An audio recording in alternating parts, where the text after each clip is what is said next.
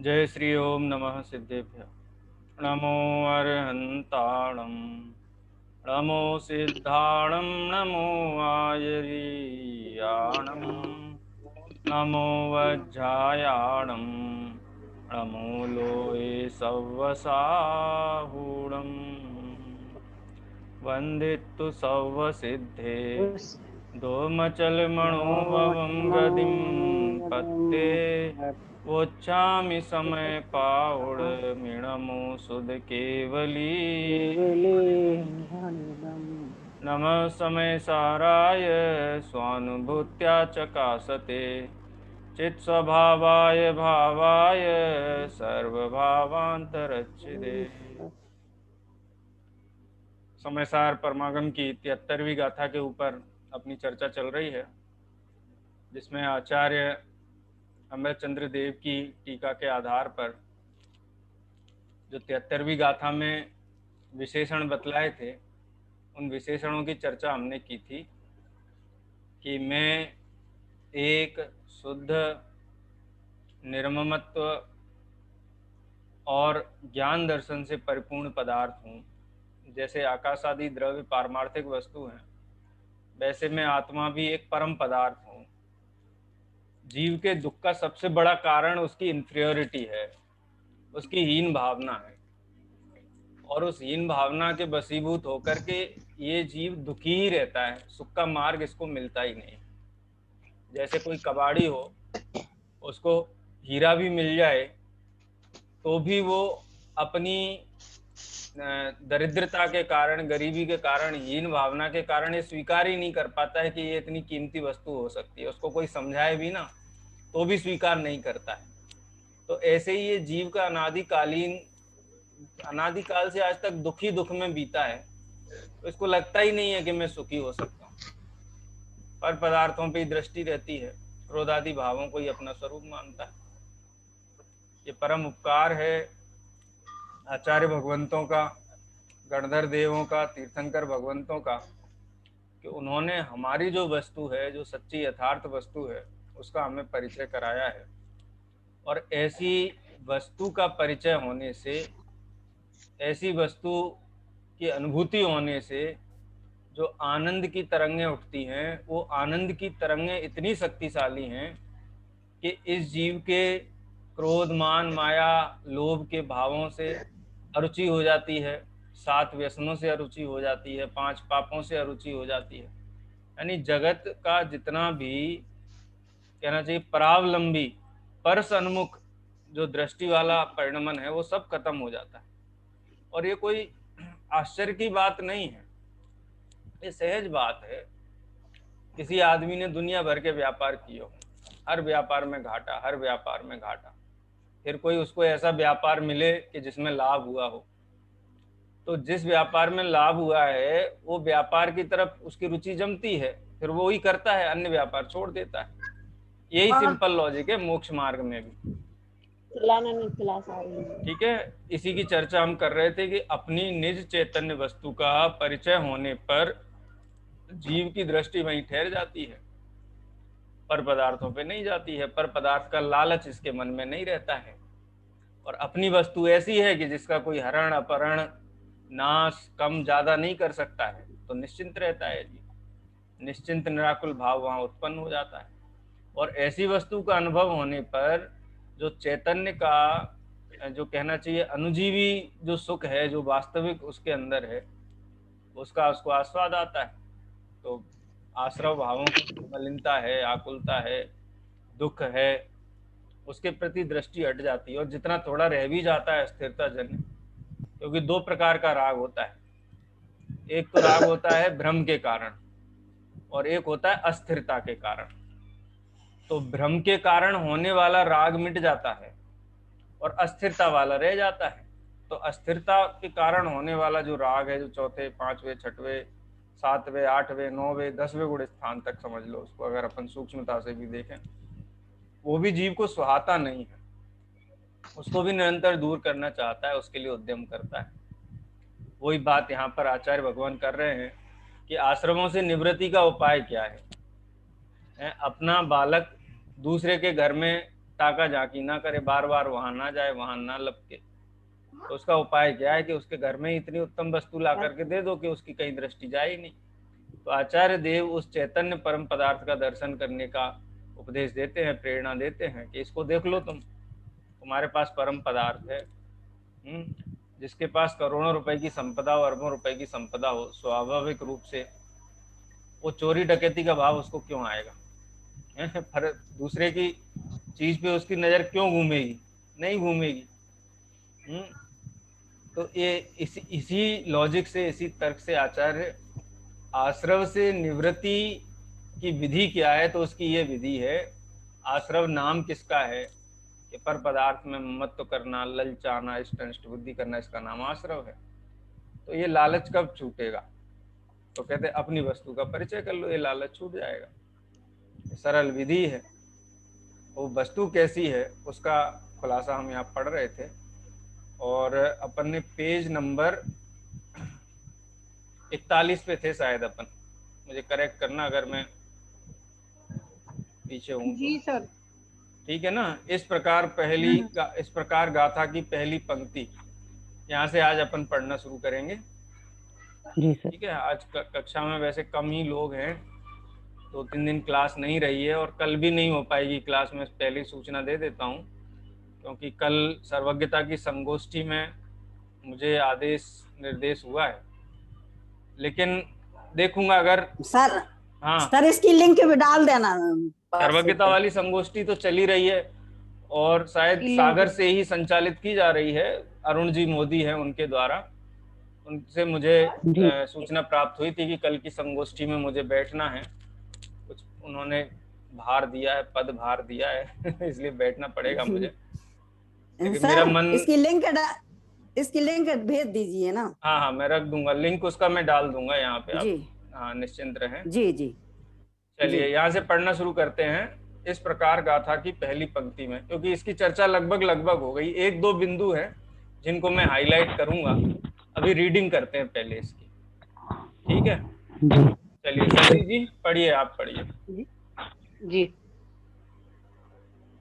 इस प्रकार गाथा की पहली पंक्ति में आत्मा का पारमार्थिक स्वरूप स्पष्ट कर अब दूसरी पंक्ति में आचार्य देव कहते हैं कि उक्त आत्मा में स्थित होना और लीन होना ही अज्ञान जन्य समस्त आश्रमों की क्षय का एकमात्र उपाय है। आत्म स्वभाव में स्थित होने का अर्थ है आत्म स्वभाव को प्रत्यक्ष ज्ञान का ज्ञेय बनाना, प्रत्यक्ष जानना, और लीन होने का अर्थ है उसी को जानते रहना, उसी में तन्मय हो जाना, तन्मय होकर जानते रहना। स्थित होना और लीन होना दोनों ही अनुभूति रूप हैं, शुद्धोपयोग रूप है, क्योंकि प्रथम समय में जिसे स्थित होना कहते हैं, द्वितीय आदि समयों में उसी दशा को लीन होना कहते हैं। अनंत गुणों का आत्मसन्मुख होकर उसी में तदाकार हो जाना ही स्थित होना, लीन होना है, और वही आश्रव भावों के क्षय का हेतु है। तात्पर्य यह है कि आत्मानुभूति और शुद्धोपयोग ही कर्म क्षय के मुख्य हेतु हैं। हाँ, यहाँ कुछ 2-3 बिंदु हैं, वो हम समझ लें। आपको ये प्रश्न उठता है क्या कि जब हम रत्नकंड श्राव का पुरुषा सिद्धि उपाय पढ़ रहे थे, तो वहां पे कहा था कि रत्नत्रय ही मुक्ति का कारण है, रत्नत्रय के अतिरिक्त कुछ भी मुक्ति का कारण नहीं। और यहाँ पर आचार्य कर्म क्षय कहो, मुक्ति कहो, सिद्ध होना कहो, संसार का छूटना कहो, मोक्ष होना कहो, सब एक ही बातें हैं। तो कर्म क्षय का मुख्य हेतु माने मोक्ष का कारण क्या है? तो यहाँ 2 शब्दों का प्रयोग किया है। पहला शब्द है स्थित होना और दूसरा शब्द है लीन होना। और उमा स्वामी आचार्य कहते हैं सम्यक दर्शन ज्ञान चारित्राणी मोक्ष मार्ग। पुरुषा सिद्धि उपाय ग्रंथ में आचार्य अमृत चंद्र देव स्वयं कहते हैं सम्यक दर्शन, सम्यक ज्ञान, सम्यक चारित्र ही मुक्ति का कारण है, इसके अतिरिक्त कुछ भी मुक्ति का कारण नहीं। पंडित टोडरमल जी साहब ने भी मोक्षमार्ग प्रकाशक के 9वें अध्याय में यही सिद्ध किया है, संसार की कोई भी वस्तु जीव को कभी सुखी नहीं बना सकती। हम एक कल्पना करते हैं कि ऐसा हो जाएगा तो सुखी हो जाएगा, ऐसा हो जाएगा तो सुखी हो जाएगा। अरे पंचम काल के मनुष्य होकर के कोई जीव को अनुकूलता मिलती नहीं है, बाहरी अनुकूलता, सब प्रतिकूलता ही प्रतिकूलताएं मिलती हैं। तो भी इस जीव की रुचि इतनी है, वो सोचता है अब अच्छा हो जाएगा, अब अच्छा हो जाएगा, अब अच्छा हो जाएगा, अब अच्छा हो जाएगा, और सोचते सोचते पूरा जीवन निकल जाता है, लेकिन अच्छे नाम का कोई भी घटना इसके जीवन में घटित नहीं होती। हाँ, तीर्थंकर की वाणी मिल जाए, दिव्य ध्वनि मिल जाए, पंच परमेष्टि की शरण मिल जाए, उनके मार्ग में आ जाए, तो ये तो भला होता है पंचम काल में। लेकिन संयोगों की अपेक्षा से तो कुछ भी अनुकूलता है ही नहीं, प्रतिकूलता के अतिरिक्त कुछ भी नहीं है। अरे भोग भूमिया जीवों को अनुकूलता है, अगर बाहरी अनुकूलता देखी जाए तो। चौथे काल में, तीसरे काल में, दूसरे काल में, पहले काल में अनुकूलताएं हैं। पंचम काल में तो कुछ अनुकूलता होती ही नहीं है। एकमात्र यदि सुख किसी वस्तु में है तो सम्यक दर्शन, सम्यक ज्ञान और सम्यक चारित्र में ही है, त्रिकाल में। इसके अतिरिक्त कहीं है ही नहीं। तो कॉन्ट्रास्ट है क्या दोनों बातों में? यहाँ पर स्थित होना और लीन होना, इसमें रत्नत्रय घटित किया है। कोई बताएगा किस प्रकार से हम घटित कर सकते हैं रत्नत्रय, स्थित होने में और लीन होने में? सर, स्थित होने में सम्यक दर्शन और सम्यक ज्ञान, हाँ, और लीन होने में सम्यक चारित्र। बराबर है। माने निर्धारण होना, सम्यक दर्शन और सम्यक ज्ञान में वो आत्म वस्तु ही सुख का कारण है। मेरा स्वरूप अनादि निधन, यही मेरे लिए कार्यकारी है, बाकी तो सब धूल है।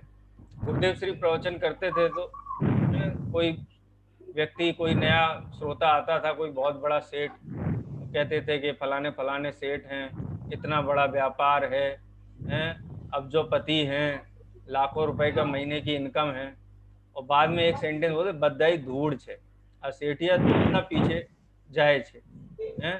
मतलब ये इतने सारी जो चकाचौंध है, ये चकाचौंध धूल है। कार्यकारी क्या है? कार्यकारी ये श्रद्धान है कि ये सब सारी पर वस्तुएं मेरे सुख का कारण नहीं।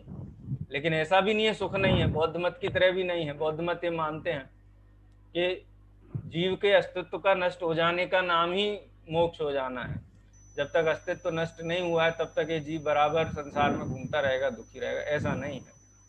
आत्म वस्तु, परम पदार्थ जो मैं स्वयं हूं, परमार्थ शब्द का प्रयोग किया, उसका श्रद्धा होना और ज्ञान होना, इसका नाम है स्थित होना, जम जाना। ये बात मन में बिल्कुल एकदम पक्का निर्णय हो गया कि अगर मैं सुखी होऊंगा तो अपने स्वभाव के आश्रय से ही सुखी होऊंगा, और यदि दुखी हूं तो इसलिए दुखी हूं कि मैंने अपने स्वभाव का आश्रय नहीं लिया।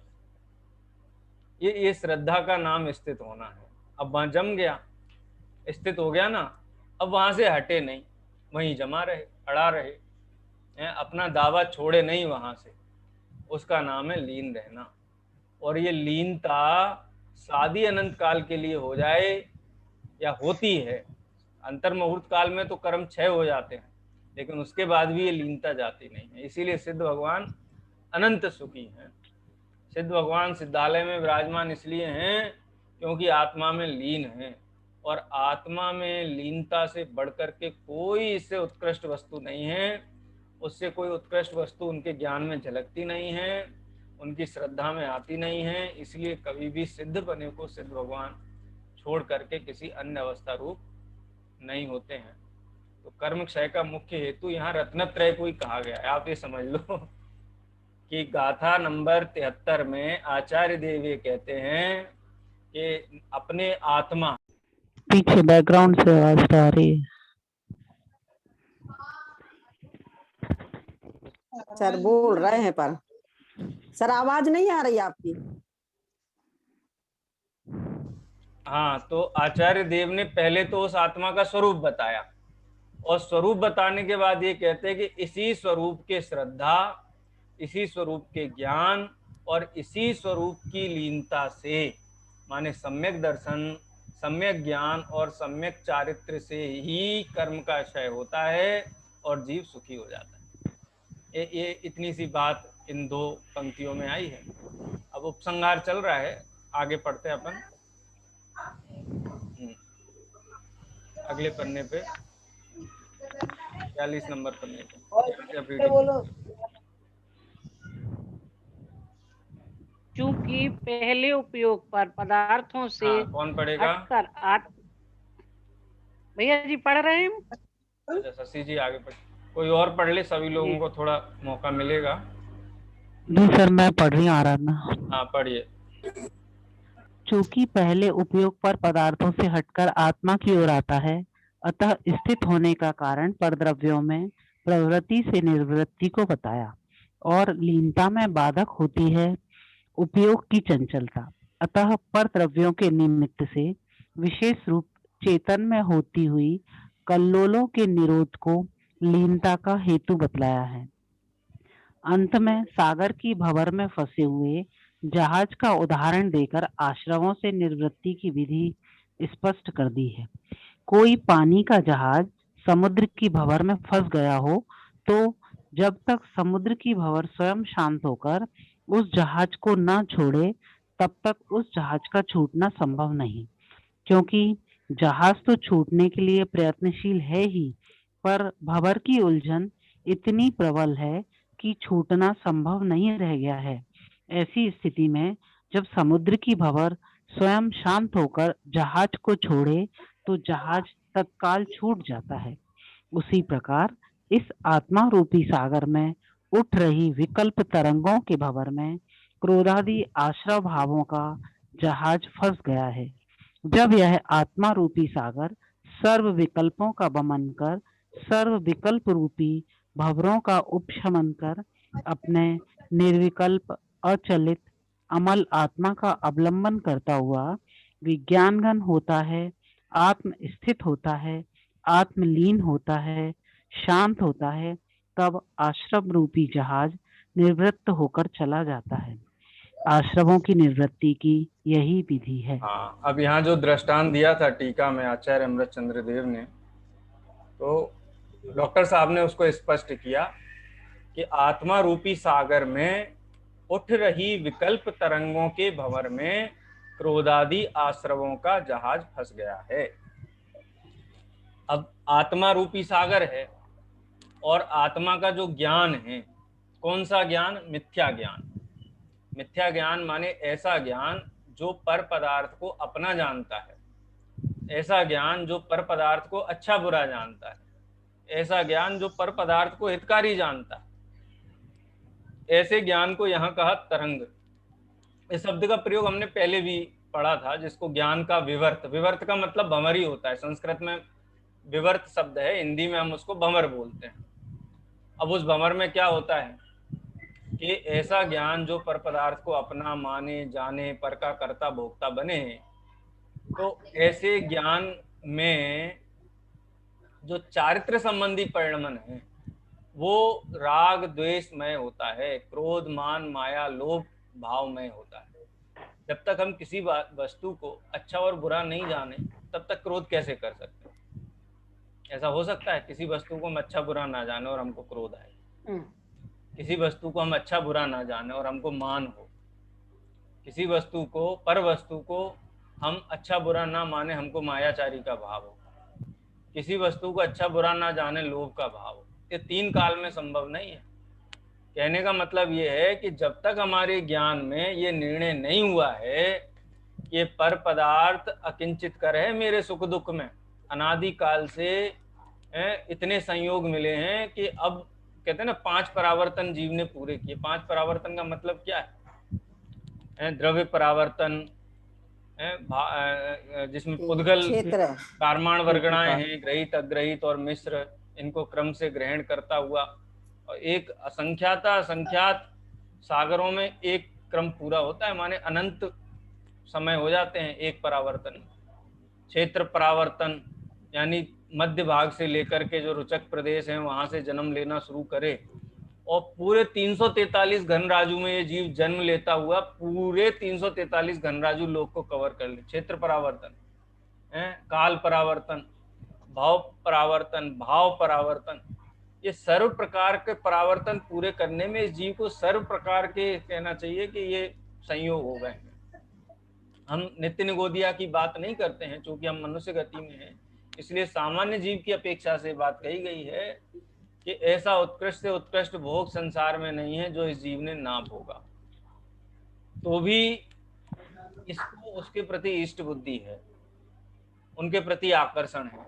वो आकर्षण के कारण ही अपने स्वभाव को कसता है, क्रोध मान माया लोभ आदि परिणामों। लेकिन जब वस्तु का सच्चा स्वरूप ख्याल में आ जाता है, एकत्व निश्चयगत समय जो सबसे सुंदर वस्तु है जगत में, आचार्य कुंकुन देव ने तीसरी गाथा में जो घोषणा की, यत्र निश्चय गदो समो सर्वत्र सुंदरो लोए बंद कहा यत्ते तहा विसंवादिनी हुंदी।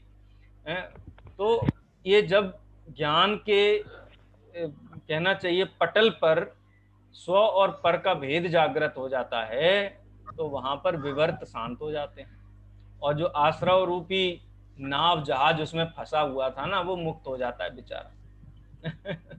है कर्म बेचारे कौन भूल मेरी अधिकाई, अगनि सहे घन घात लोह की संगति पाई।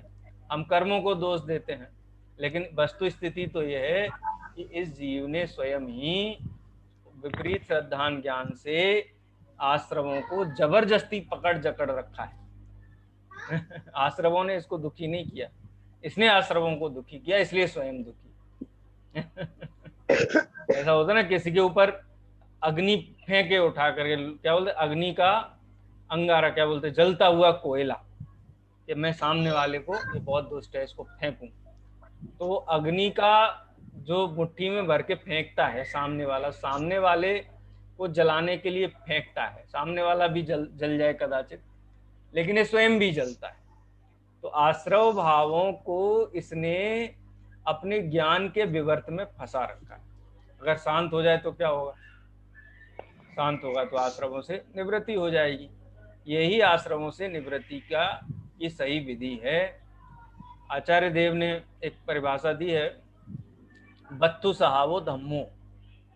रत्नत्रय धर्म क्या है? वस्तु स्वभाव के यथार्थ ज्ञान, श्रद्धान और स्वीकृति से जीव के समस्त क्रोधादि भाव उपशमित हो जाते हैं और जीव कर्म से मुक्त होकर के सुखी हो जाता है।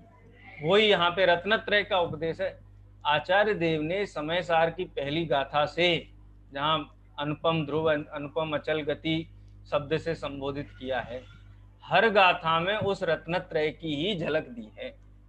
रत्नत्रय के अभाव में जीव दुखी है और रत्नत्रय के सद्भाव से ही जीव सुखी होगा। तो यहाँ रत्नत्रय की ही बात है। आश्रव भाव मिथ्या दर्शन ज्ञान चारित्र रूप हैं, और जीव का अपने आत्म स्वभाव को पहचान कर स्थित और लीन हो जाना, ये सम्यक दर्शन ज्ञान चारित्र रूप है, इसलिए सुख के कारण। चलिए आगे पढ़ेंगे। कौन पढ़ेगा? हेमलता जी पढ़िए। जी सर, मैं पढ़ रही हूँ। पूर्णिमा जी, जी पूर्णिमा जी पढ़ रहे हैं ना, पढ़िए पढ़िए। जी सर, वस्तुतः यह, हाँ, वस्तुतः बात यह है कि आश्रम ने आत्मा को नहीं जकड़ रखा है, अपितु आत्मा ने ही अपने में उत्पन्न होने वाले विकल्पों के माध्यम से आश्रम को पकड़ रखा है। अतः आश्रम से निवृत्ति का उपाय भी उसे ही करना है, ऐसा कहा है। ऐसा कहकर आचार्य देव यह कहना चाहते हैं कि आश्रमों में प्रवृत्ति भी तेरी भूल के कारण हो रही है और उससे निवृत्ति होना भी तेरे ही हाथ में है। उनसे निवृत्ति होने का उपाय भी उनकी ओर देखना ही, उनमें कुछ करना नहीं है, अपितु अपने आप उपयोग को निवृत्त कर स्वयं में स्थित होना है, स्वयं में लीन होना है, स्वयं में समा जाना है, विज्ञान घन हो जाना है। आगे पढ़े, आगे पढ़े सर। हाँ पढ़िए। हाँ, ये मतलब उसी चीज का उपसंहार है। अब एक दो प्रश्न है जिनका विशेष यहाँ खुलासा किया जा रहा है, मतलब चर्चा तो हम कर ही चुके हैं। पढ़िए। हाँ, प्रश्न है विज्ञान घन। जी सर। प्रश्न है विज्ञान घन होते जानने का क्या आश्रय है? उत्तर, विज्ञान घन होने का अर्थ भी आत्म स्थित होना ही है, आत्मलीन होना ही है। आश्रम से निवृत्त होने की विधि इतनी सरल और सहज है, पर हमने अपने अज्ञान के कारण, अनज्ञान के कारण उसे कठिन मान रखा है। एक बार हम स्वयं के पौरुष को संभाल के तो देखें, कर्म और आश्रम सब भागते नजर आएंगे। यही कारण है कि उन्हें आगामी गाथा में अशरण कहने वाले हैं। इस प्रकार इस गाथा से यह स्पष्ट किया गया है कि जब यह आत्मा अपने एक शुद्ध, निर्मम और ज्ञान दर्शन से परिपूर्ण आत्म स्वभाव में स्थिर होता है, लीन होता है और आश्रम भावों से सहज ही निवृत्त हो जाता है। आश्रम से निवृत्ति की यही विधि है। इस प्रकार से ये गाथा यहाँ पे पूरी हुई है। आचार्य अमृत चंद्र देव ने जो मूल गाथा का जो विषय है, उसी विषय की लाइन पे पूरी बात की।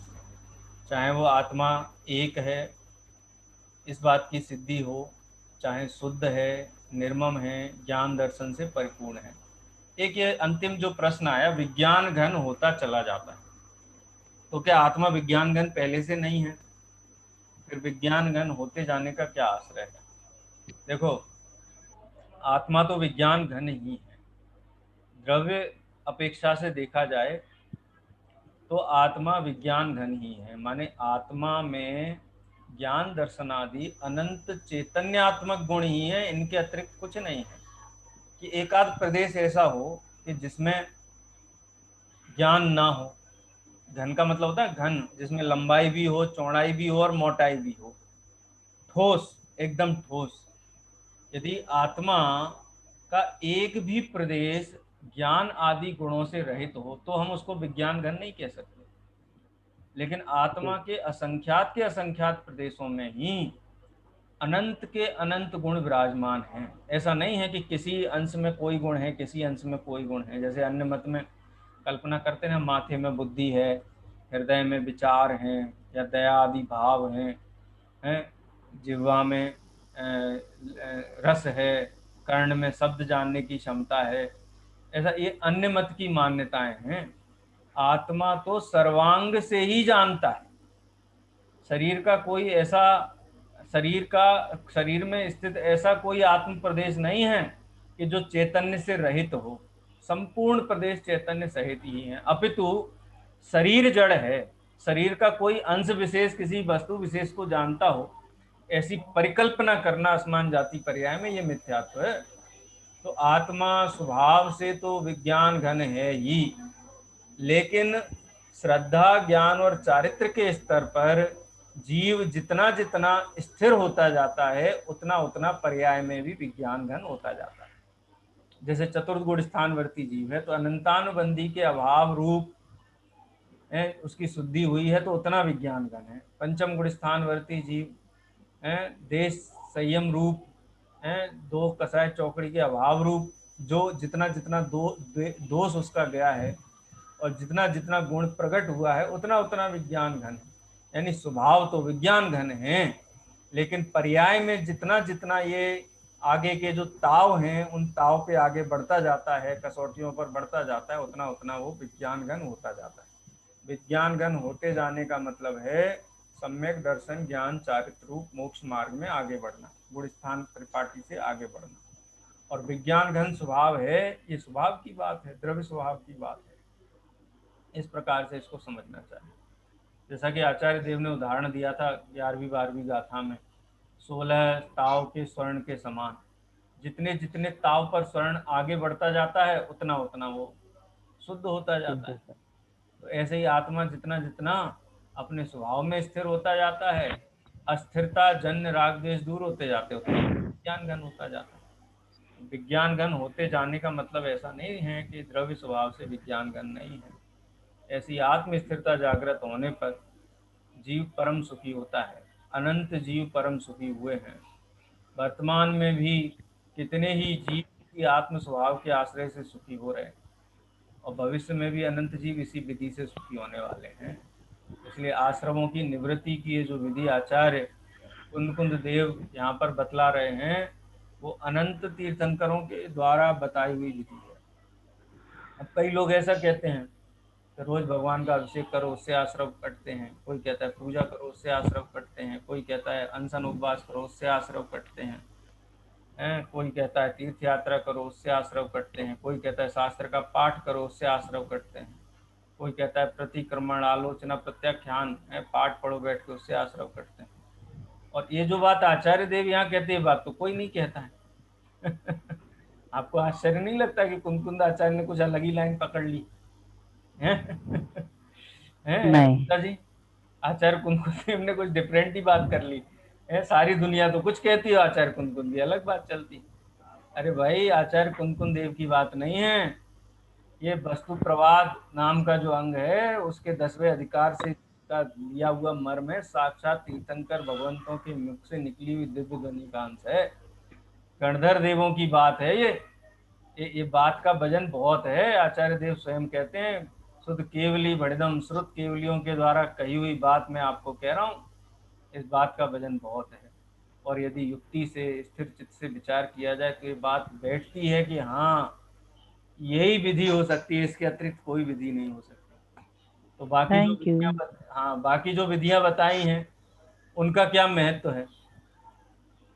उनका क्या महत्व, तो वो तो बहुत निचली भूमिका वालों के लिए है, बहुत जो मूढ़ बुद्धि हैं, जिनको वस्तु के सच्चे स्वरूप की बात पचती नहीं है, जिनके ज्ञान और श्रद्धान का पाचन इतना कमजोर है कि वो शुद्ध वस्तु की बात सुनने करके उसको समझ नहीं पाते, बिदक जाते हैं, उनके लिए वो उपदेश है। एक गुरुदेव श्री दृष्टांत दिया करते थे कि ये जो शुद्ध आत्मा के अतिरिक्त अन्य वस्तुओं को आश्रव बंध के निवारण का हेतु बताया गया है, वो व्यवहार नहीं की क्या अपेक्षा है। किसी व्यक्ति को टाइफाइड, मैंने पहले भी शायद बताया था क्लास में, किसी को मोती जरा हो गया हो, टाइफाइड हो गया हो है, और समय पे उपचार ना होने से उसकी आंतों में जो जठराग्नि है इतनी मंद हो गई कि उसको पानी भी पिलाओ तो वो भी नहीं पचता, वो भी उसको लूज मोशन हो जाते हैं, एक अन्न का दाना मुंह में वो नहीं रख पाता, फल फूल कोई वस्तु उससे खाई नहीं जाती। तो आयुर्वेद में उसका इलाज है कि कोई गाय है, गाय को साबुत गेहूं खिलाते हैं, साबुत गेहूं चारे के साथ में, कई कुछ तो मतलब सूखे गेहूं खिलाते हैं, साबुत का मतलब सूखे, क्योंकि सूखे गाँव उसके मुंह में साबुत के साबुत उसके चले जाते हैं। और बाद में जब गोबर करती है ना गाय, तो गोबर में साबुत गेहूं निकलते हैं, वो गोबर इकट्ठा करके उसको धोया जाता है और धो के गेहूं अलग निकाले जाते हैं, क्योंकि जो गरिष्ठता है गेहूं की वो गाय की आंतों में उसको वो एब्जॉर्ब कर लेती है, फिर वो एकदम डाइल्यूट होकर के वो गेहूं बाहर आते हैं, उनको धो करके शुद्ध करके पीस करके उसकी रोटी खिलाई जाती है उसको। हैं? ये व्यवहार नय का उपदेश ऐसे पाचन वाले लोगों के लिए है, क्योंकि आचार्य अमृतचंद्र देव ने जब समय सार पूरा हुआ ग्रंथ, तो आगे एक कलश है, वहां पर कहा न खलु समय साराद उत्तरम किंचित अस्ति, समय सार के आगे कोई उपदेश नहीं। अगर जिसको समय सार का उपदेश स्वीकार नहीं है, समझ लो उसका भाव का किनारा बहुत दूर है। अब समय सार की बात पूरी हो, कोई नई बात बताओ, तो आचार्य अमृतचंद्र देव कहते हैं समय सार के उपदेश से बढ़कर के जगत में दूसरा कोई उपदेश है ही नहीं। न खलु समय सारात उत्तरम किंचिद अस्ति। अब ये 4 तारीख को एक संगोष्ठी है आत्मार्थी ट्रस्ट के द्वारा, वहाँ पर 5 वक्ताओं के द्वारा शायद विषय रखे जाएंगे। पंडित शांति कुमार जी पाटिल हैं, संजीव जी गोधा हैं, गायक हैं मुंबई वाले, मेरा भी उसमें जो विषय है मैंने यही विषय उसमें चुना है। समय सार से बढ़कर कुछ नहीं, इससे आगे का उपदेश नहीं, इससे आगे की कोई थेरेपी नहीं है जीव के सुखी होने की, ये सबसे लास्ट थेरेपी है। विस्तार रुचि वाले जीवों को समझाने के लिए थेरेपी दी गई है कि अपने शुद्ध स्वभाव का उपदेश ग्रहण करके उसका श्रद्धान ज्ञान आचरण करो तो जीव नियम से सुखी होता है। पंडित टोडरमल जी ने जो 3 कारण बताए, उसमें जो पहला कारण जिसके होने पर कार्य नियम से होता ही होता है, वो कारण परमात्मा की बात समय सार नाम के ग्रंथ में है। इसलिए आप ऐसा नहीं लगना चाहिए कि ये कुछ अलग ही बात है, कुछ तंत्र मंत्र बता दो, कुछ माला फेरना बता दो तो हमको समझ में आती है। पीछे ऐसे लोगों के पीछे भी बहुत भीड़ हो जाती है, व्यापार बढ़िया चलेगा इसके लिए एक मंत्र दिया जा रहा है। बहुत बड़े संत आए हैं, बहुत बड़े पंडित विद्वान आए, वो एक मंत्र दे रहे हैं जिससे नियम से व्यापार अच्छा चलता है। खूब उसकी कैनवासिंग कर दो, हफ्ते 2 हफ्ते, और उसके बाद देखना पंडाल में कितनी भीड़ होती है। कुछ कुछ मतलब की बात है। और ये पढ़ते तो लगता है ये क्या कह रहे हैं आचार्य, पहले तो बैठती नहीं है, बात क्या है। लेकिन जी। मतलब जिसका भाव का किनारा निकट आ गया उसको ही समयसार जैसा ग्रंथ मिलता है। समझ लेना कि समयसार की बात कान में पड़ रही है, एक भाव चक्र बहुत लंबा चलने वाला है।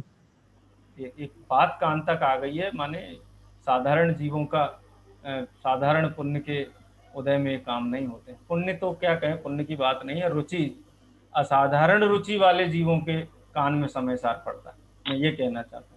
क्योंकि मैं इस थ्योरी को, मुझे जिनागम के युक्तियों के आधार पर ठीक नहीं लगती ये थ्योरी कि पुण्य के उदय से देवगुरु धर्म मिलते हैं। पुण्य के उदय से नहीं मिलते।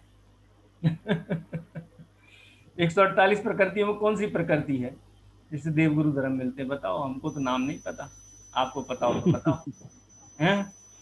है कोई प्रकृति? देव संयोग प्रकृति के उदय से देव मिलते हैं, शास्त्र संयोग प्रकृति के उदय से शास्त्र मिलते हैं। है ही नहीं कोई प्रकृति, कोई वस्तु अनुकूल भाषित तो हमको जिनेन्द्र भगवान मिले अच्छे लगते, क्यों? क्योंकि इनसे हमारे सब काम सत्य हैं। ये तो साता वेदनी का उदय।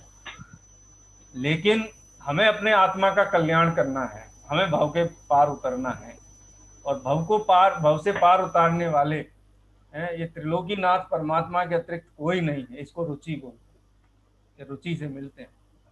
प्रशस्त पुण्य का, अब उसमें भी एक शास्त्रीय भाषा में कहते हैं प्रशस्त पुण्य के उदय से मिलते हैं। तो ऐसा प्रशस्त और अप्रशस्त पुण्य का भेद 148 प्रकृतियों में नहीं है, ये समझ लो। कि कोई शिष्य है, उसके मन में शंका उठी तो समझाने के लिए वास्तव में प्रशस्त पुण्य नहीं है, वो उसकी प्रशस्त रुचि है। प्रशस्त रुचि के कारण ही इतना उत्कृष्ट उपदेश मिला है, और निश्चित रूप से ये उपदेश फलीभूत होने वाला है। आगे 74वीं गाथा में बहुत साधारण सी बात है कि समकाल है, जिस समय आत्मा को त्रिकाली ध्रुव स्वीकार करता है उसी समय आश्रमों से निवृत्ति हो जाती है।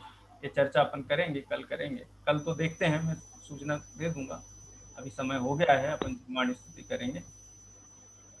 निज निधि निज में बताई यह अनंत के लिए जिन जिन वाणी माँ को वंदना।